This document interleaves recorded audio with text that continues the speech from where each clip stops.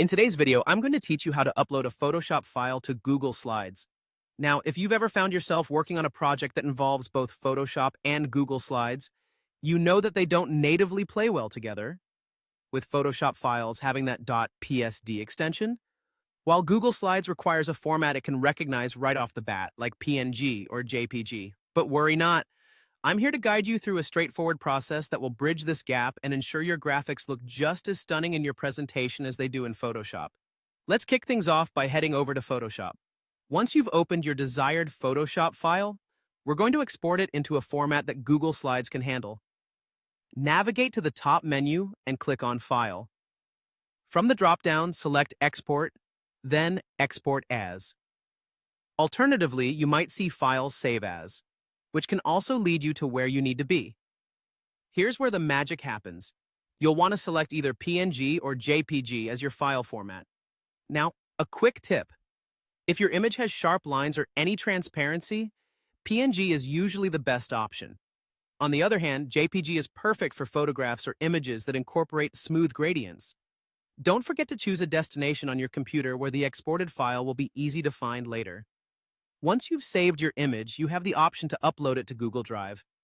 This step is optional, but highly recommended, particularly if accessibility across various devices is something you value. So, hop over to Google Drive and you'll want to click on the New button, followed by File Upload. Locate the file you just exported and select it.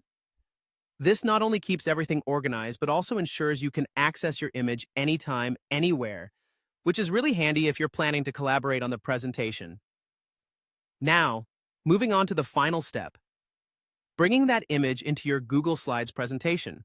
Open up your Google Slides project and navigate to the Insert tab located in the upper menu bar.